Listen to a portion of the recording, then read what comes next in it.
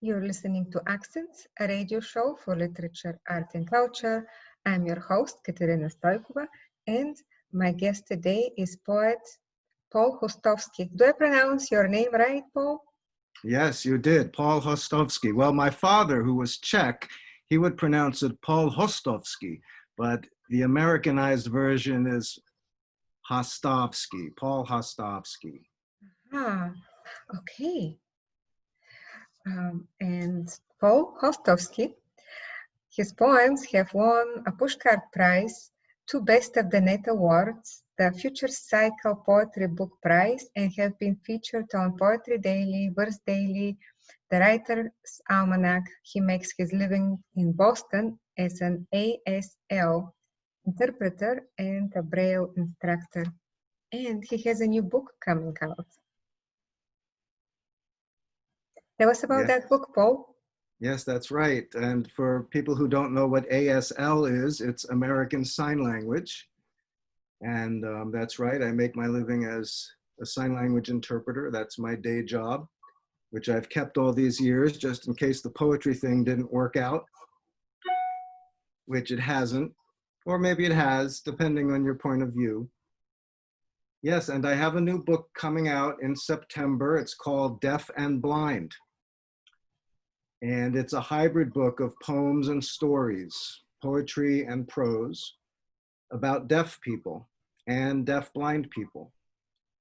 And when I say deaf people, I don't mean people who can't hear, which is the pathological view, the medical view of deafness and deaf people. I mean capital D deaf people, people who are deaf and proud of it. The way you would sign that is, and the people on the radio can't see this, but the way you would sign that is deaf and proud of it. So I'm talking about people who are deaf culturally, linguistically. That is the view that I take of deaf people, because those are the kinds of deaf people whom I have worked with and lived with and fallen in love with and written about on occasion. Yeah, so that in a nutshell is what the book is about. And also deaf-blind people, people who are both deaf and blind. And the same goes for them. These are people who are, of course, not visual, but they're very tactile. Their language is tactile. And they claim that tactile ASL is actually a separate and distinct language from visual ASL. The jury is still out on that one, but it's a beautiful, complex language of touch. And I often work with people who are deaf-blind.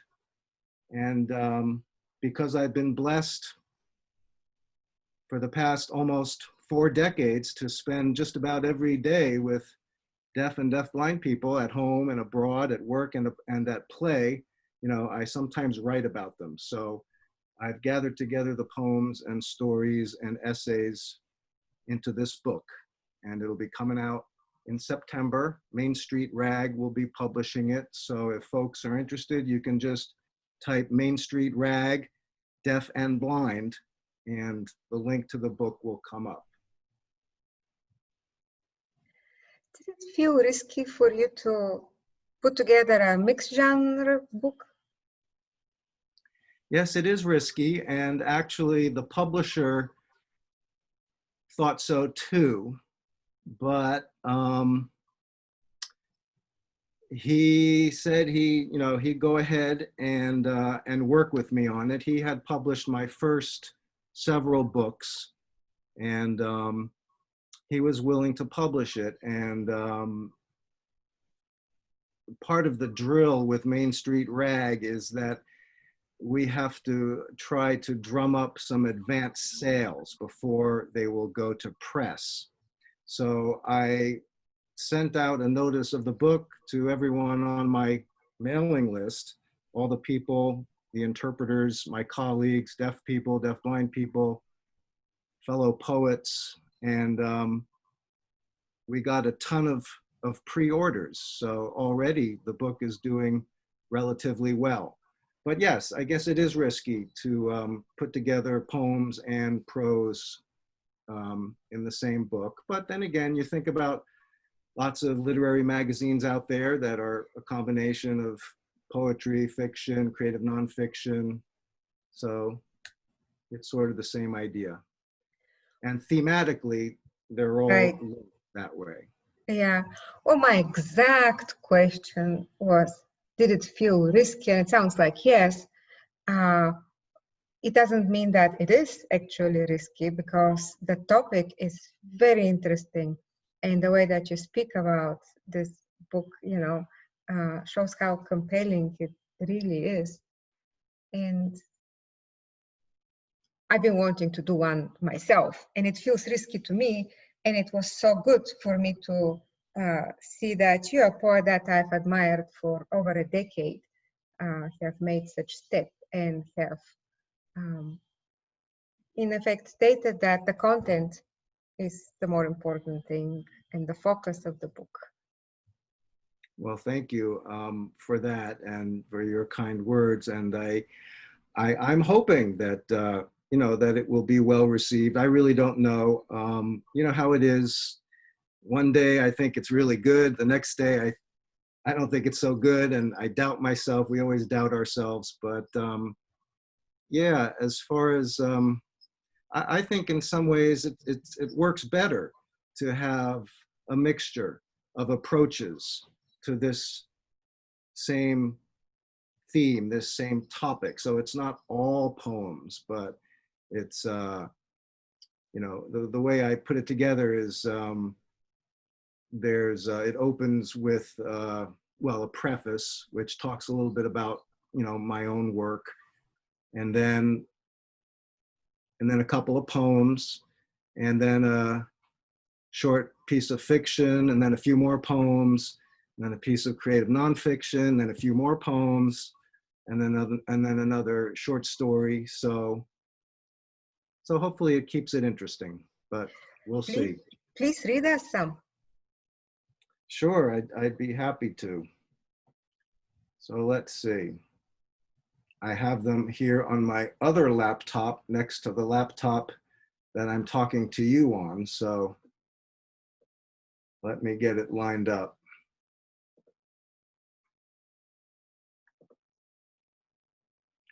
Bear with me.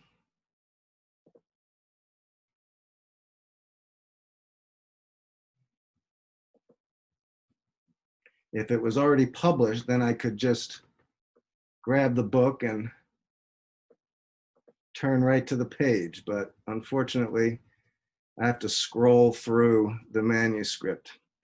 All right, well, here's a poem. It's called Away Game at the School for the Deaf. And in this poem, I take the point of view, the speaker is an uninitiated speaker, someone who doesn't know anything about deaf people.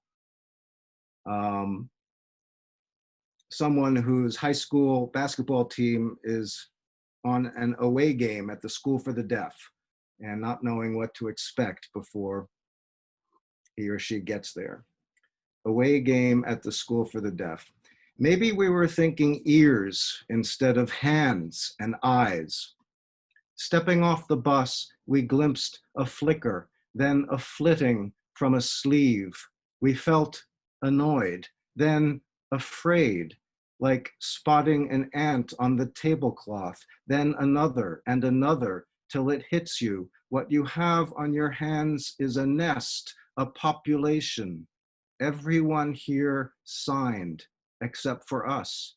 And our bus driver was departing in our empty yellow school bus, leaving us standing there, wondering where the gym was. Once inside, we polished our layups, stole looks at the deaf team polishing theirs. We were taller, but something in the air, tunneling, darting, singing among them, said they were quicker. Their whoops when they scored, their groans when the ball rolled round the rim full circle and out, were perfectly intelligible. but the ref was at a loss. He kept blowing his whistle, but they kept on dribbling to the hoop, scoring points that didn't count. My daughter is deaf, and that poem, the spark for that poem was sort of lit when I was attending one of her games, her basketball games at the School for the Deaf that she attended. And I was looking at the other team, you know, the hearing team, and wondering what they thought about these deaf kids, the deaf team that they were playing against. And so that's where that poem came from. This next poem, I think I'm just going to read poems. I mean, I could read a prose piece, but it takes so much longer. So I thought I'd just read a few of the poems from the book. This next poem is called Caution, Deaf Child, which is something you sometimes see on the road. You know, there's a road sign, seems to be in a lot of places. Caution, deaf child, road sign. What to make of an ambiguous sign? Sign language in the hands of deaf children, the grammar on their faces, the interrogatory eyebrows, the pronominalization of the eye gaze, the adverbial tongue is wholly unambiguous to anyone in the deaf world. It's as clear as the little streets cleared of traffic, the policeman's white gloves waving the funeral procession onward. Caution the deaf child. The deaf world is dying. The deaf schools are closing. The sign language, the birthright of all deaf children, is an endangered bird whose eggs are in the hands, in the surgical teeth of the stoats and the weasels, of the states and the doctors, with their interventions and invasive implants, their esoteric eyebrows, their pathological eyes, their genocidal good intentions, their complete lack of understanding anyone deaf or anything deaf at all, at all.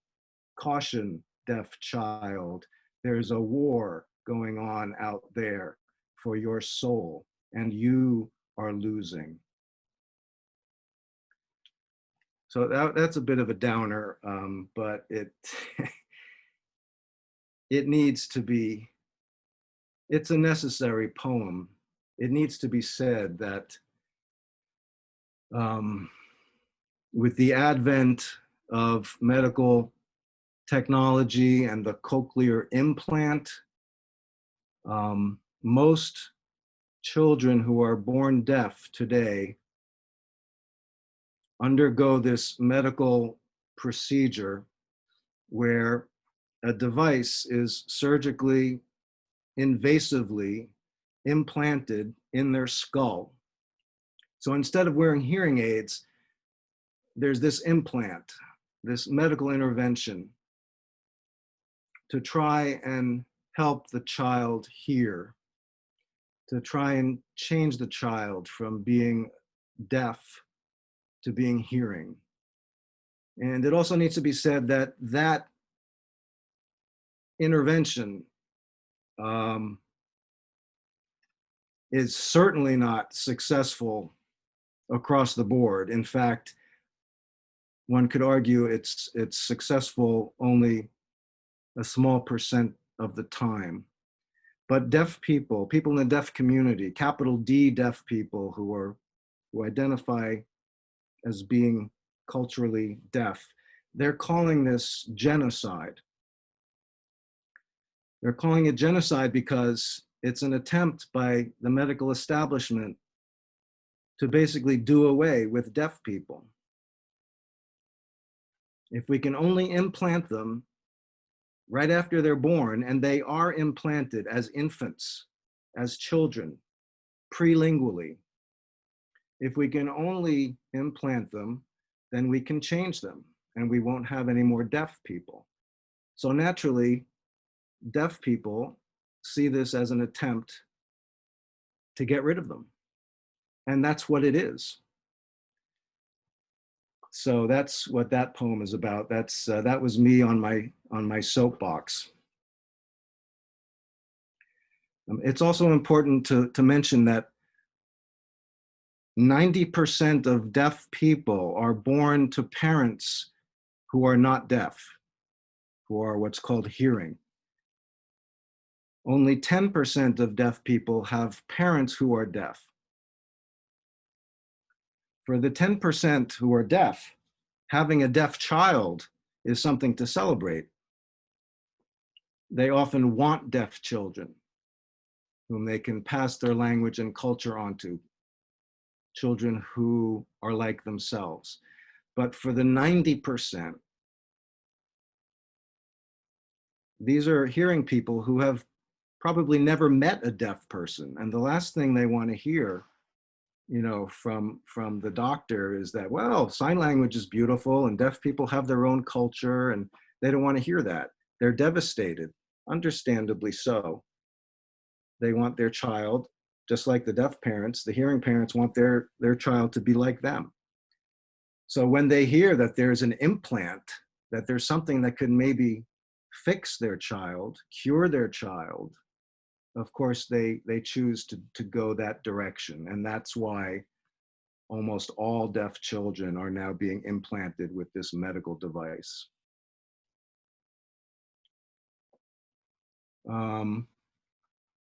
Let's see. Well, maybe I will read a short prose piece. Would that be okay? Okay. Let's see.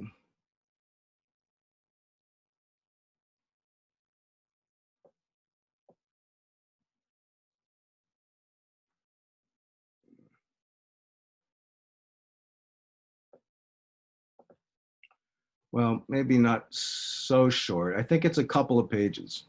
It's called The Quiet Car.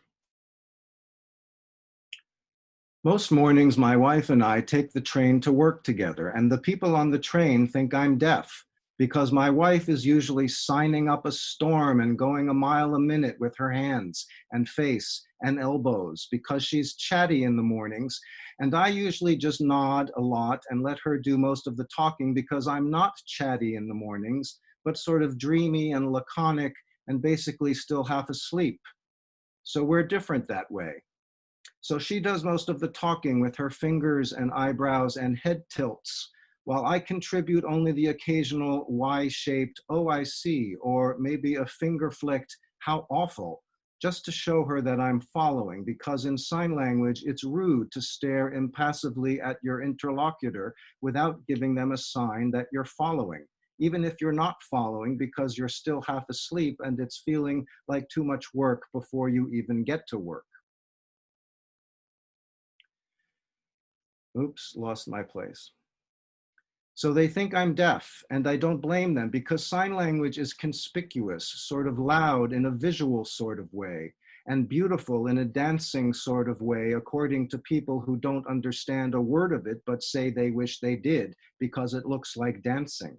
So they notice the loud sign language in the quiet car of the train, which is always the last car on the train, which is where we usually sit and where you're not allowed to talk on your cell phone and all the conversation is kept to a minimum. They notice the signing because it's loud in a quiet sort of way and because no one else in the car is talking except for my wife, who is talking up a storm, and they think I'm deaf because I'm with her. So I'm deaf by association, deaf by proximity, even though I'm not really signing, but mostly just shrugging and nodding and doing a little nominal back channeling.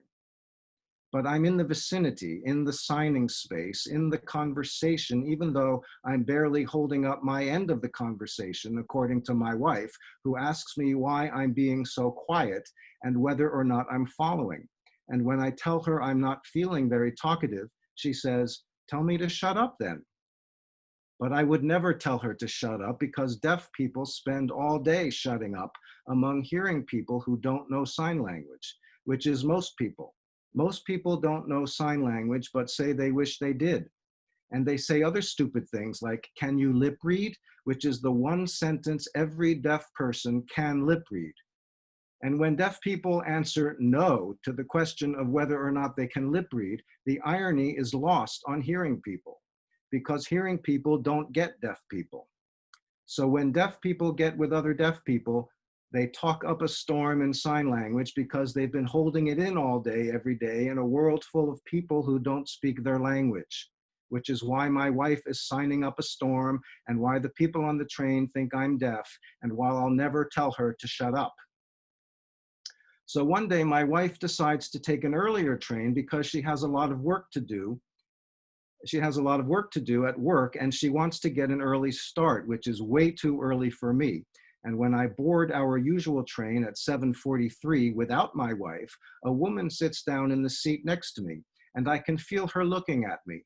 I'm not sure why she's looking at me, so I look down at myself in search of something out of order or out of place, something unseemly or undone or unzipped. And not finding anything, I just look out the window at the houses and trees passing by, and I daydream a little while humming sotto voce to the rhythm of the train.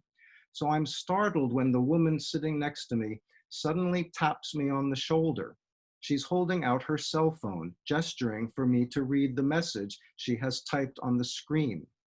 Excuse me, but the woman you usually ride with on the train is always so animated, but I never know if she's happy or angry. She has typed this message on her phone because she thinks I'm deaf. And I have to hand it to her because texting on your smartphone to a deaf person is a much smarter option than, can you lip read? So I type back to her, that woman is my wife, and I never know if she's happy or angry either. And she smiles at that. Then she begins typing her reply, and I think to myself, I should probably tell her that I'm not deaf and that we can talk to each other with our voices instead of writing back and forth. But since this is the quiet car where all conversation is kept to a minimum, I don't say anything.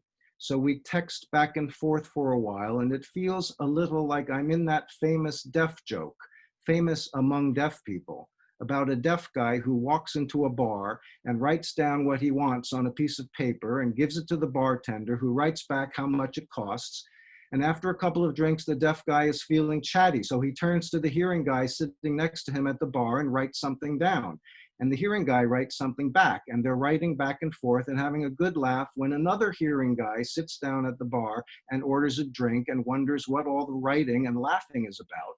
So the deaf guy shows him what they were writing, and this hearing guy laughs too and asks for the pen and writes something down. So now the three of them are writing back and forth, and pretty soon the deaf guy has to take a piss.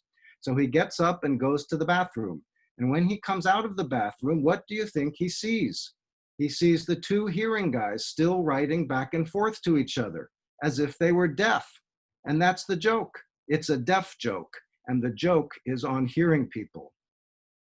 So now I'm texting back and forth with this hearing woman on the train who thinks I'm deaf, and I'm feeling a little like I'm stuck inside that deaf joke, and I don't know how to get out, and I don't know how to tell her that I'm not deaf. And the longer I wait, the harder it becomes, and the weirder it will be to tell her. And I can't decide if the joke is on me or on her or on both of us, or on everybody in the quiet car who isn't talking because it's the quiet car, and I can't wait to tell my wife.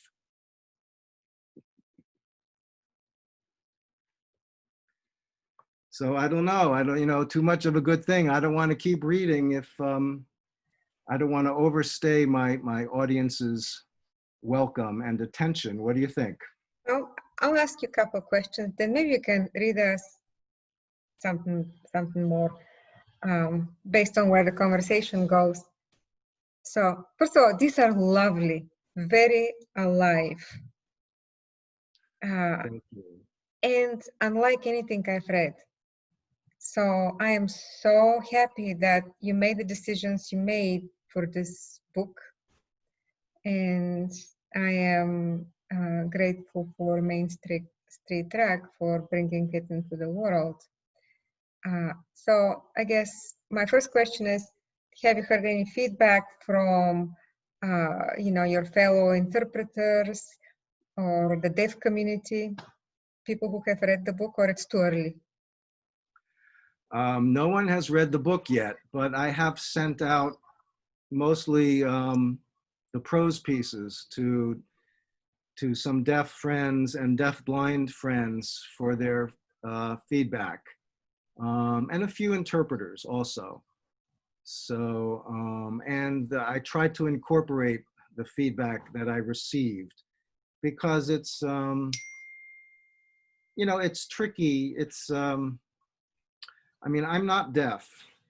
And so for me to write a book about deaf people, even though I'm an ally and hopefully, you know, a trusted friend, I am not a member of that community. And so I'm very much aware of, you know, the expression, nothing about us without us. And there are many deaf people, deaf writers, who would like to publish their own memoirs and writing about their experiences. So, you know, so in a way, my publishing this book is decentering the voices and experiences of deaf people, because it's my voice and it's my experience as an outsider. So that's tricky business, you know, and I'm very aware of that.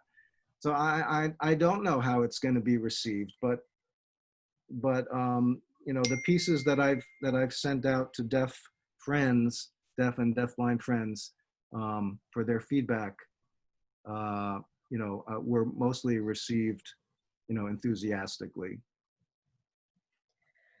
Okay. And my other question is, how has working with sign language and Braille shaped your relationship with language?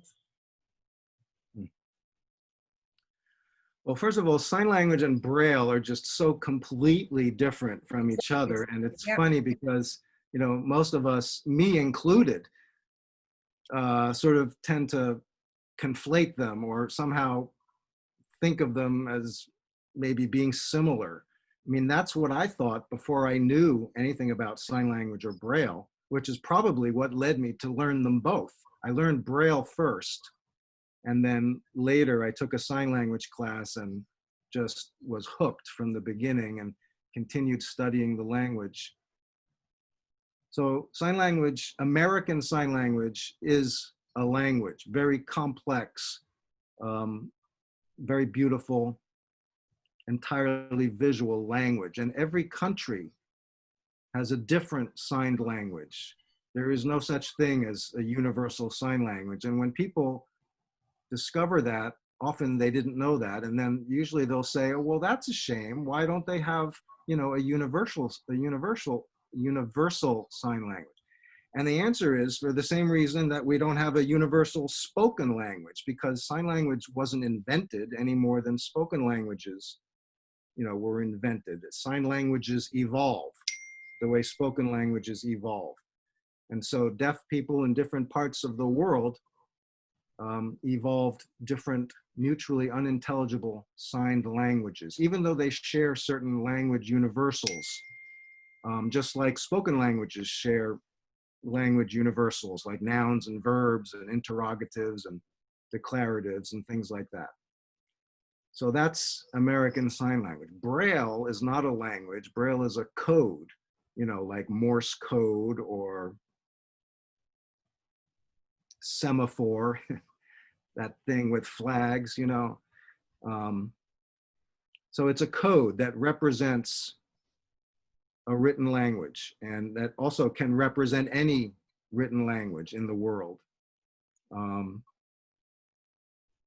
So the question was, what was the question again? How has it affected my writing? First of all, fascinating things that you just said. And the other thing is, how did learning these two affect your own relationship with language, your writing, for example, or the way that you see and you hear our spoken language? Well, let's see. I guess I'll start with sign language. So So for deaf people, communication access is the most important thing, having access to what people are saying.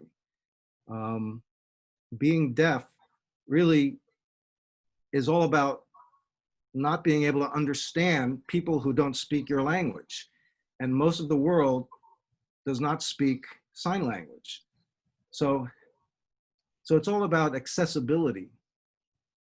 And that's what I do for a living. I provide communication access as a sign language interpreter, not just for the deaf people, but for the hearing people too, because the hearing people will not understand the deaf people if the interpreter is not there. So the deaf people will often say, and often in the doctor's office, or if it's in a medical setting, especially in medical settings, the view of me as the interpreter is that I'm here to help the deaf patient. But in fact, I'm there to facilitate communication between the patient and the doctor. It's possible that the doctor is deaf and the patient is hearing, or vice versa, but I'm not just there for the deaf person. But it's all about accessibility and clarity. And I think that has affected my relationship with language and my writing, in that I really prize clarity in my own writing and in other people's writing too. There's a lot of difficult poetry out there, and I'm sure much of it is very good. But I have nothing against a difficult poem. However, I like to read a poem that I find accessible, so that after reading it once, it just pulls me right in and I'm hooked and I want to go back and read it again, and maybe again and again. So I prize clarity and accessibility. And I don't know if that comes from my work with deaf people in sign language, but there is a similarity there. As far as the Braille goes, Braille has slowed me down because I learned to read it visually. So, the dots cast these tiny shadows. If you hold up the Braille, I could show you some Braille, but your listeners won't be able to see it. I always have some Braille lying around. The little bumps, they cast a shadow, so you can see them as a sighted person. So that's how I learned it first, visually. And I learned how to write it and to read it with my eyes. But then over the years, my fingers started gravitating toward those Braille dots. And I had lots of deafblind pen pals whom I would write to, whom I met at conventions of the deafblind, these annual or biannual conventions, and I would write to them and they'd write back to me. So I was always doing a lot of Braille writing and reading. But then I started trying to read it with my finger to see if I could. And of course I couldn't, even though I knew it already in my head. I knew the system. If I could read it visually, but I could not read it with my finger because I hadn't developed the sensitivity in my finger yet. So I kept trying it, and promise not to tell anybody. This is just between you and me, but where did I practice the most? Behind the wheel, when I'd be driving to work. Eyes on the road all the time, eyes on the road. So no distracted driving, but I'd have the Braille in my lap and I'd be trying to read it. And sometimes in Boston, the traffic, especially pre-COVID, the traffic was just hellish. And sometimes I'd be, it'd take me an hour and a half to get to work. I'd just be sitting on the highway and just trying to read the Braille in my lap. It made the time go by, And you do something like that for, 2 or 3 hours every day for months and years, you get better at it. There go your 10,000 hours, to become an expert. Right. So I eventually learned to read Braille tactily, and I enjoy doing that. I love, even though it's, it's sort of a romantic notion, but I love literally touching the words with my finger, reading them with my fingertip. And I can't read as fast as a blind person who grew up with Braille, I'll never be able to achieve that speed or level of fluency. But I read, like I said, it slows me down. So, but I do read Braille. I read about 40 pages of Braille every week. The reason I know that is because I subscribe to a Braille magazine, and it's 40 pages long, and it comes every Thursday. It's called Syndicated Columnists Weekly, and it's just a collection of articles and news from different magazines and newspapers, Washington Post, New York Times, and online online sources as well. So, and it comes every Thursday, and I usually get through it by the next Thursday when my next issue of Syndicated Columnists arrives. So that's how I know that I read about 40 pages of Braille every week, and I love doing it. I just love it. It's just there's nothing like it. It's just very different. I must be using different synapses in my brain. I don't know, but it's very therapeutic. And it slows me down because I don't read very quickly. It forces me to read slowly, just like poetry. You know, poetry forces us to slow down too, doesn't it? So are there good poetry books or any, well, I'm sure there are any, but like, do you have favorite poetry books in Braille? Favorite poetry book in Braille? Yeah. I haven't read a lot of poetry in Braille, believe it or not. Mostly I read, like I said, that one magazine, Syndicated Columnists. I read a couple of the Harry Potter books in Braille. That's another story. The whole thing? I read the whole book in Braille, yeah, which was, well, for example, which one did I didn't read a couple of them. I read one of them. Yeah. And I read, and it was like 8 or 10 volumes in Braille, because Braille takes up so much space. I'm trying to remember which one it was. Well, I'm sure it was may have been the prisoner. So. I think it was the Prisoner of Azkaban. But no, I haven't read a lot of poetry in Braille. Braille slows me down, and poetry slows me down, but right. The twain have not met, not really. Well, maybe maybe you will have a book of your poems published in Braille. Yes, well, I'm hoping that this book will be published in Braille, and I'm not sure how I'm going to accomplish that. I need to, when it comes out, I need to actually, I should probably do this sooner rather than later. Contact the National Braille Press, where I used to work 30 some odd years ago as a Braille transcriber. I'm going to contact them and ask them if they would be interested in transcribing my book into Braille.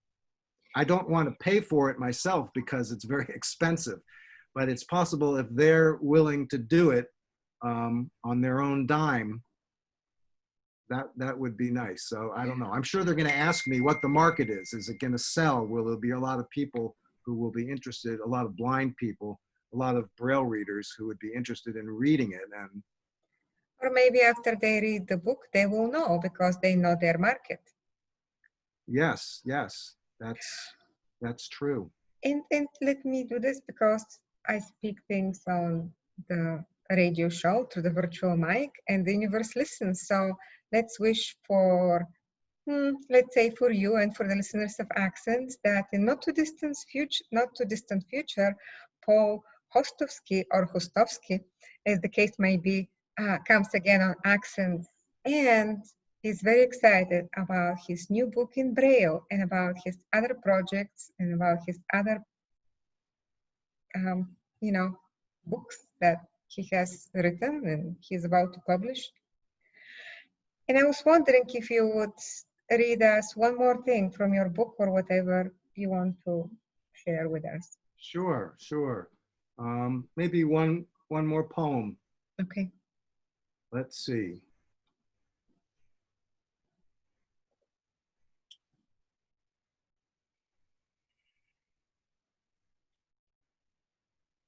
How about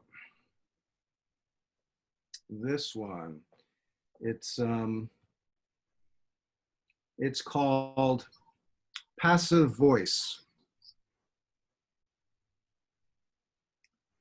Passive voice. It is given to me is the passive they're parsing in linguistics class. He's the sign language interpreter for the deaf student making eyes at him and noise with her corn chips plastic wrapper. She's tonguing a corn chip and wrinkling her nose, which she knows he knows means ooh, salty, and telling him in no uncertain terms, it is given to you. Sometimes it happens that way. Love just lands in your lap, starts conjugating itself in the second person singular. He will ask her to marry him, to give up linguistics, come live with him in a house in the suburbs among the thickly settled signs. Here's the church and here's the steeple. The deaf people sit where they can see the sign language interpreter. They will name their first child Vowel after the dilating mouth of pleasure. Fill their home with the tongues of 100 speechless lives, the plosives of fish browsing the fishbowl, the shrugging shoulders of the spider plants, the noiseless stutter of candles. It's all just tremblingly, achingly waiting to be received. Just beautiful, Paul. Thank you so much. Thank you for coming on Accent. Thank you for reading from your new book. Good luck to you and to your new book. Well, thank you so much, Katerina, for inviting me. It's been a pleasure and wonderful to talk to you and to finally meet you in person. I too have been reading your work, reading and admiring your work for quite some time. Thank you.